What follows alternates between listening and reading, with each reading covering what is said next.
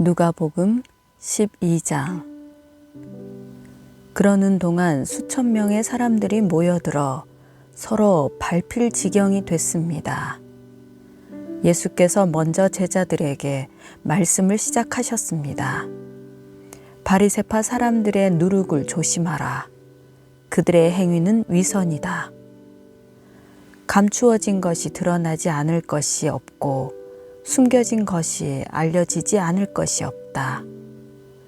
너희가 어둠 속에서 말한 것이 대낮에 들릴 것이고 골방에서 속삭인 것이 지붕 위에서 선포될 것이다.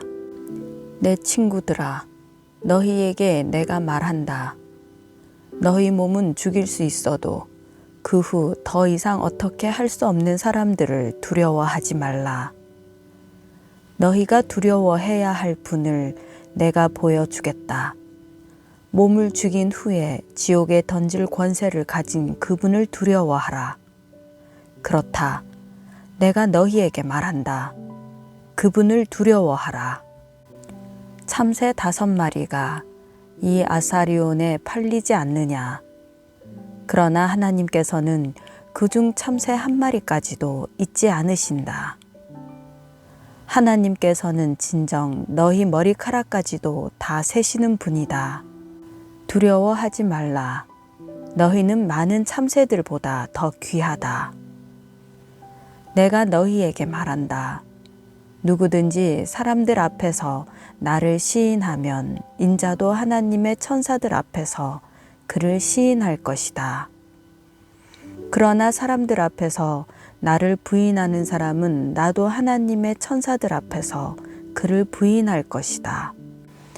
누구든지 인자를 욕하는 사람은 용서받겠지만 성령을 모독하는 말을 한 사람은 용서받지 못한다. 회당이나 지도자들이나 권세 있는 자들 앞에 끌려가게 되더라도 스스로 어떻게 대답할까, 무슨 말을 할까 염려하지 말라. 성령께서 그때 네가 무슨 말을 해야 할지 가르쳐 주실 것이다. 사람들 중에서 어떤 사람이 예수께 말했습니다. 선생님, 제 형제에게 유산을 저와 나누라고 말씀해 주십시오. 예수께서 대답하셨습니다. 이 사람아, 누가 나를 너희 재판관이나 분배인으로 세웠느냐? 그러고는 사람들에게 말씀하셨습니다. 너희는 조심해서 모든 탐욕을 삼가라.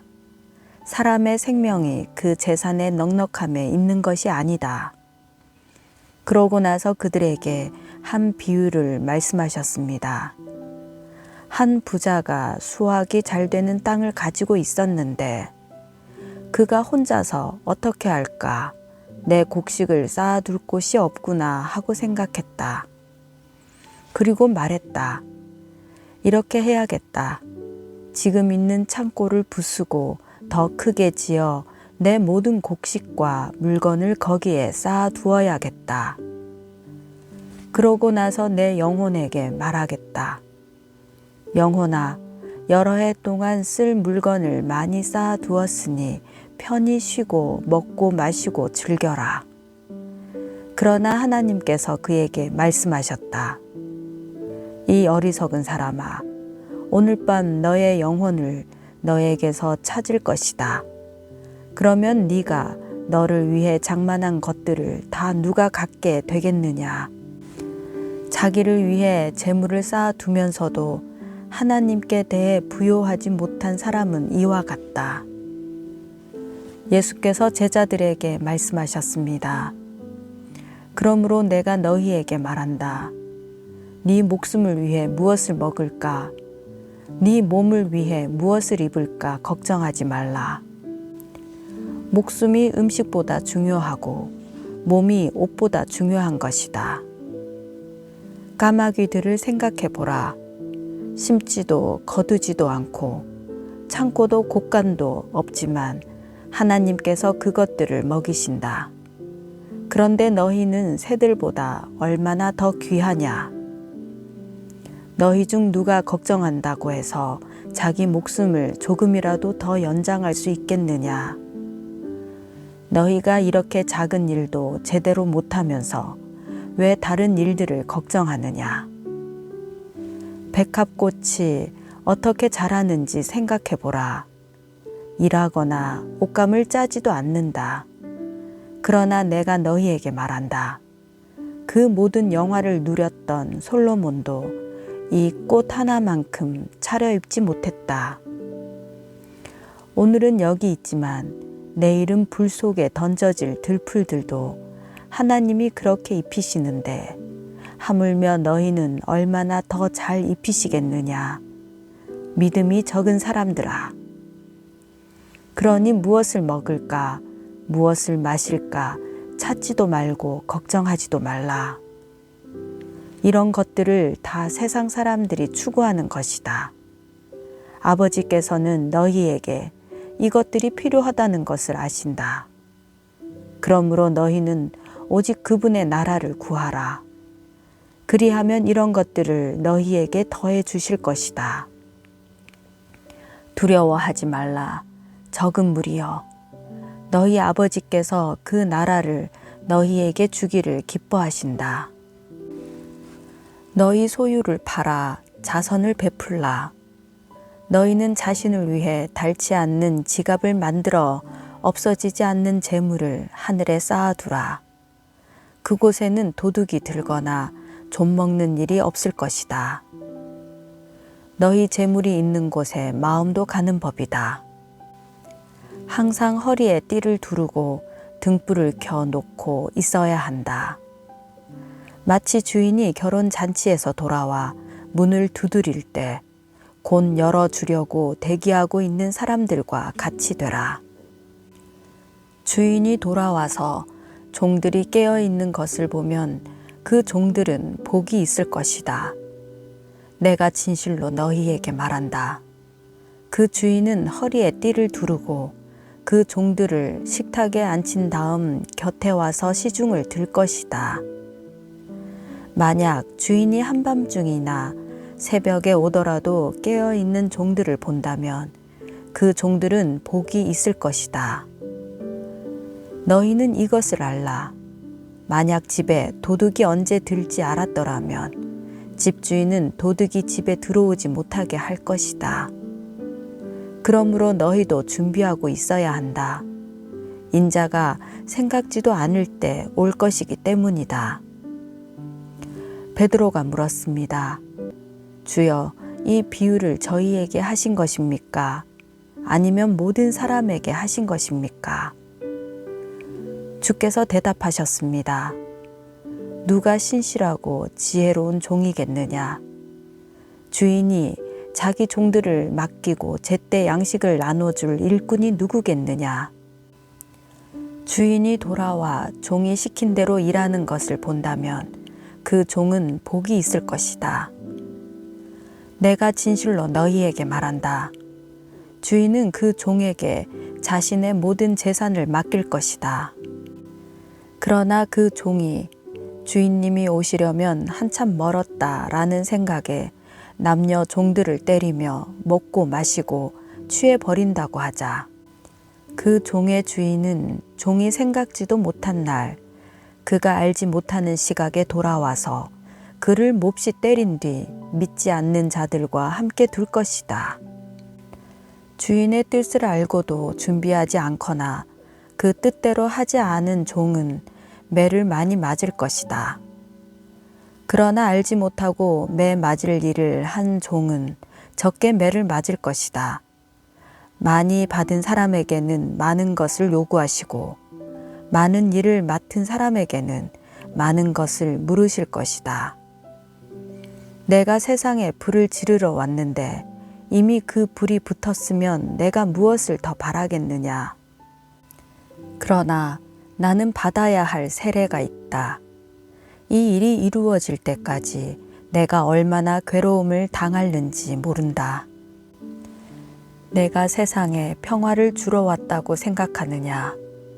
내가 너희에게 말한다. 아니다. 오히려 분열을 일으키러 왔다. 이제부터 한 집안에서 5 식구가 서로 갈라져 셋이 둘과 싸우고 둘이 셋과 싸울 것이다. 그들은 갈라져 부자 간에, 모녀 간에, 고부 간에 서로 대립할 것이다. 예수께서 사람들에게 말씀하셨습니다. 너희는 구름이 서쪽에서 일어나는 것을 보면 즉시 폭풍우가 오겠구나 라고 말한다. 그리고 그렇게 된다. 바람이 남쪽에서 불면 날씨가 덥겠구나 라고 한다. 그리고 그렇게 된다. 위선자들아, 너희가 땅과 하늘의 기상은 분간할 줄 알면서 어떻게 지금 이 시대는 분간할 줄 모르느냐? 어찌해서 너희는 무엇이 옳은지 스스로 판단하지 못하느냐? 너를 고소하는 사람과 함께 관원에게 가게 되거든 너는 도중에 그 사람과 화해하도록 최선을 다하여라. 그러지 않으면 그가 너를 재판관에게 끌어가고 재판관은 너를 형무소 관리에게 넘기고 형무소 관리는 너를 감옥에 가둘지 모른다. 내가 너희에게 말한다.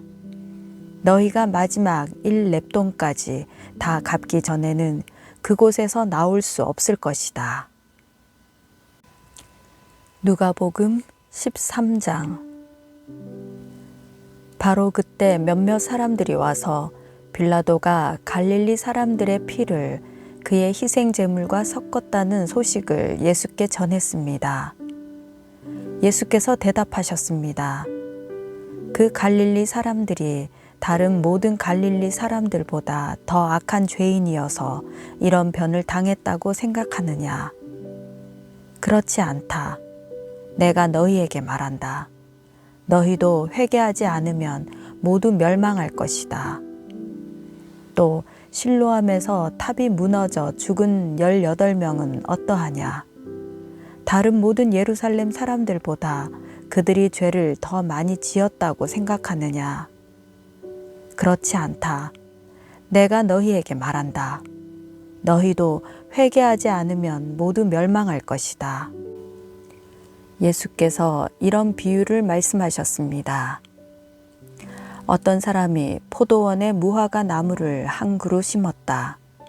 그는 열매가 열렸을까 해서 가 보았지만 하나도 보이지 않았다. 그래서 그는 포도원 지기에게 말했다. 이 무화과 나무에 열매가 있는지 보려고 3년 동안이나 와 보았건만 하나도 없으니 나무를 베어 버려라. 무엇 때문에 땅만 버리겠느냐? 그러자 그 종이 대답했다.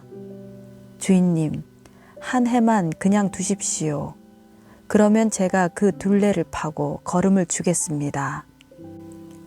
혹 내년에 열매가 열릴지도 모릅니다. 그렇지 않으면 그때 베어 버리십시오. 예수께서 안식일에 한 회당에서 가르치고 계셨습니다. 거기에는 18년 동안 병을 일으키는 영에게 시달리고 있는 여인이 있었습니다. 그 여인은 허리가 굽어 똑바로 설 수가 없었습니다. 예수께서 그 여인을 보고 앞으로 불러내 말씀하셨습니다. 여인아, 네가 병에서 해방됐다. 그리고 예수께서 여인에게 손을 얹으셨습니다. 그러자 여인은 허리를 쭉 펴고 일어서서 하나님께 영광을 돌렸습니다. 예수께서 안식일에 병을 고치신 것에 화가 난 회당장이 사람들에게 말했습니다. 일할 날은 엿새나 있소. 그러니 그날에 와서 병을 고치고 안식일에는 하지 마시오. 주께서 그에게 대답했습니다. 이 위선자들아, 너희가 각각 안식일에 황소나 나귀를 외양간에서 풀어내 끌고 나가 물을 먹이지 않느냐? 그렇다면 아브라함의 딸인 이 여인이 18년 동안이나 사탄에게 매여 있었으니 안식일에 이 매임에서 풀어주는 것이 당연하지 않느냐? 예수께서 이렇게 말씀하시자 그를 반대하던 사람들이 모두 부끄러워했습니다. 반면에 다른 사람들은 모두 예수께서 행하신 모든 영광스러운 일을 보고 기뻐했습니다. 예수께서 말씀하셨습니다. 하나님 나라는 무엇과 같은가? 그것을 무엇에 비교할 수 있을까? 그것은 누군가 가져다 자기 밭에 심은 겨자씨와 같다. 그 씨가 자라서 나무가 되면 공중의 새들이 날아와 그 가지에 둥지를 튼다. 예수께서 다시 말씀하셨습니다. 하나님 나라를 무엇에 비교할 수 있을까? 그것은 누룩과 같다. 어떤 여자가 가져다 가루 3, 4톤에 섞었더니 결국 온통 부풀어 올랐다. 예수께서는 예루살렘으로 가는 길에 여러 마을과 동네를 거치며 말씀을 가르치셨습니다. 어떤 사람이 예수께 물었습니다. 주여, 구원받을 사람이 적습니까? 예수께서 그들에게 말씀하셨습니다. 너희는 좁은 문으로 들어가기 위해 힘쓰라. 내가 너희에게 말한다. 많은 사람들이 그곳에 들어가려 하겠지만 들어가지 못할 것이다. 집 주인이 일어나 문을 닫아버리면 너희는 밖에 서서 문을 두드리면서 주인님, 문을 열어주십시오 라고 말할 것이다. 그러나 주인은 너희가 어디서 왔는지 나는 모른다 라고 대답할 것이다. 그러면 너희는 저희가 주인님 앞에서 먹고 마셨고 또 주인님은 우리 동네 거리에서 가르치셨습니다 라고 할 것이다. 그러나 주인은 너희가 어디서 왔는지 나는 모른다. 불의를 행하는 모든 자들아, 내게서 물러가라 라고 할 것이다. 아브라함과 이삭과 야곱과 모든 예언자들이 하나님 나라에 있고 너희 자신은 정작 밖으로 내쳐진 것을 볼 때 너희는 거기서 슬피 울며 이를 갈 것이다. 사람들이 동서남북 사방에서 와서 하나님 나라의 잔치 자리에 앉을 것이다. 보라, 나중에 시작했으나 먼저 될 사람이 있고 먼저 시작했으나 나중 될 사람이 있다. 그때 몇몇 바리새파 사람들이 예수께 와서 말했습니다. 여기서 떠나 다른 곳으로 가십시오. 헤롯이 당신을 죽이려 합니다. 예수께서 말씀하셨습니다. 그 여우에게 가서 말하라. 오늘과 내일은 내가 귀신을 쫓아내고 사람들을 고쳐줄 것이다. 그리고 셋째 날이 되면 내 뜻을 이루리라. 그러나 오늘과 내일 그리고 그 다음 날에도 나는 마땅히 내 갈 길을 가야 한다. 예언자는 예루살렘 밖에서 죽을 수 없는 법이다. 오 예루살렘아, 예루살렘아, 네가 예언자들을 죽이고 너에게 보낸 사람들을 돌로 치는구나. 암탉이 제 새끼를 날개 아래에 품듯이 내가 얼마나 너희 자녀들을 모으려고 했더냐. 그러나 너희가 원하지 않았다. 보라, 이제 너희의 집은 황폐한 채로 남을 것이다. 내가 너희에게 말한다. 너희가 주의 이름으로 오시는 그분은 복이 있다 라고 말할 때까지 너희가 다시는 나를 보지 못할 것이다.